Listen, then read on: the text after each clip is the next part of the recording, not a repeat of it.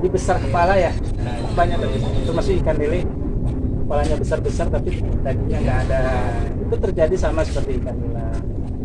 Jadi ada pengetahuan di situ bagaimana ini kita untuk hidupan atau ini untuk konsumsi. Kita kembali ke konsumsi.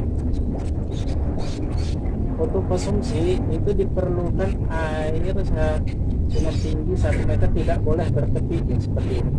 Misalnya umumnya kita di kampung bikin kolam tanah, dia bertepi seperti ini. Jadi kalau bertepi, ikan nila ini mempunyai wilayah.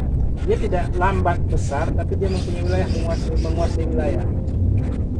Kalau untuk pembesaran, usahakan air yang dalam maksimal 1 meter, minimal 1 meter, maksimalnya 1,20 meter ya. Misalnya seperti ini, tidak boleh ada berhenti. Kemudian di satu titik akan diletakkan satu aerator 1 meter persegi, 1 meter persegi kubik ya, itu satu aerator, gelembung udara. Nanti ikan di setiap 1 meter itu yang wilayah itu akan berkumpul di situ.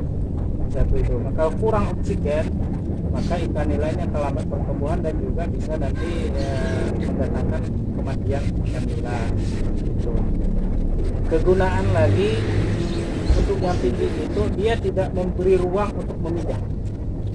Nah, dia tidak memberi ruang karena padat, dia tidak memberi ruang untuk memijah. Nah, dari hasil itu ikan nila untuk konsumsi diberi pakan dengan protein tinggi, letaklah di harga 30% ke atas. Dia hanya memakan umpan pakan, kemudian melakukan pembesaran badan seperti umumnya kalau di ayam potong ataupun lele sama seperti itu, khusus untuk mengejar pembesaran dengan target 3,5 bulan panen merata seperti itu. Mungkin masih banyak kalau kita bahas di situ, bukan itu aja, masih banyak kalau dalam pembesaran ini hanya gambaran seperti itu. Jadi caranya antara yang induk dijadikan induk dengan konsumsi. Kalau yang hiburan kayak gimana? Kalau masih bukan hiburan, gini, kadang-kadang banyak juga orang yang datang ke sini ke ikan nila, mereka hanya untuk ya misalnya punya kolam diameter 2-3 ya. Nah, kemudian mereka juga harus mempunyai sirkulasi yang bagus ya untuk supaya air tidak kotor. Kemudian tinggi air juga agak tinggi 1 meter. Umumnya mereka pakai di 1,5 meter. Kalau dia pakai tinggi 1 meter, nanti ikan tidak terlihat gitu seperti itu. Itu ada caranya juga supaya ikan ini untuk hiasan rumah seperti itu. Masih banyak juga ya. Kenapa perlu juga dia nanti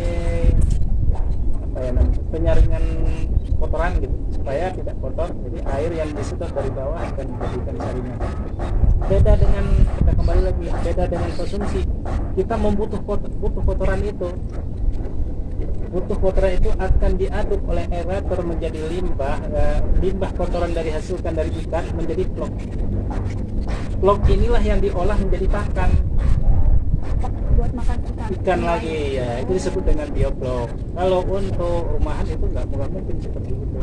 Kalau dibiarkan ikan akan mati karena itu jadi racun. Beda dengan sistem bioblok, itu diolah kembali, kita perlu aerator untuk mengolah itu. Di sini tidak ada pembesaran di sini. Jadi disitulah penghematan biaya pakan ikan, terjadi penggemukan ikan di situ. Jadi ada sistemnya berbeda. Kalau untuk induk itu tidak boleh dilakukan karena memang bila nanti gemuk dia tidak akan beranak. Kalau cara pemeliharaan induk ini kayak gimana? Tadi sudah kita sebut ya, pemeliharaan induk, maksudnya pemeliharaan induk untuk dijadikan pemijahan. Kalau untuk pemijahan usahakan air itu tidak lebih dari 50. Kalau bapak biasanya memakai di 30 cm tinggi air. Kemudian lagi tidak boleh kalau misalnya di sini kolam plastik untuk induk tidak boleh, karena dia akan bersarang, nanti plastik akan bocor jadi sarang dia. Itu salah juga. Kalau pakai terpal juga biasanya, kenapa terpal sering bocor? Karena dia meletakkan ikan nila, terjadi pemijahan di situ, di sudut-sudut itu. Mungkin kalau adik pernah pelihara ikan nila? Belum. Kalau misalnya nanti di pojok-pojok itu suka ada yang bocor. itu karena kenapa induk atau ikan jantan itu membuat sarang wilayah dia digali sama yang digali itu sebenarnya terpal akan bocor. sarang tapi malah itu kepala yang bolong. Enggak, kalau untuk induk dia tidak boleh kolam terpal, nanti dia itu akan bocor sama jadi bukan sarangnya. Kalau untuk pembesaran bisa dipakai terpal tapi dengan tinggi ya, minimalnya 60. Kalau menurut bapak sih di 1 meter, kalau 60 kurang maksimal ya. Tapi ada juga orang masih belum paham, tapi ada yang buat 50, 60. Tapi banyak kasusnya, banyak yang bocor terpalnya seperti itu. Nah itulah cara perbedaan antara kolam yang dijadikan konsumsi kemudian kolam yang dijadikan kalau sebisa mungkin memang kalau untuk di bawahnya itu harus di plaster, di semen ataupun kolam tanah. Kalau kolam tanah kadang-kadang yang sulitnya itu waktu kita mengambil buraya dengan berat. Buraya itu apa Pak? Buraya itu yang dari telur itu menetas, bapak sebutnya buraya. Dari telur ikan nila menetas disebutnya dengan buraya. Dari buraya kemudian disimpan di sini disebut dengan nila bibit.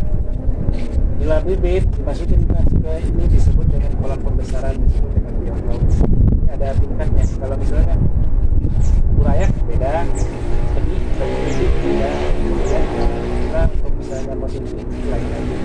Jadi ada tingkat-tingkat, ada perbedaan. Untuk buraya itu tidak boleh di 30. Biasanya bapak taruhlah di 10 cm ketinggian air. Masuk dari buraya ke benih ataupun ke bibit itu dari 10 bapak isi airnya ke 30. Seperti ini untuk seperti ini. Bibit ya. Kemudian dari bibit mau masuk ke pembesaran, bapak langsung tidak mengisi 1 meter, bapak mencobanya di 50. Kenapa? Supaya bisa beradaptasi. Kalau langsung di 1 meter terjadi kelelahan, karena air itu bergerak dengan cepat. Setiap sudut itu ada aeratornya, ada pergerakan. Jadi ikan itu terus berenang. Kalau ikan yang baru-baru belum kuat, dia lemah di sini. Kemudian dia akan pergi ke sudut, kemudian lambat dia makan, ini akan mati. Seperti itu.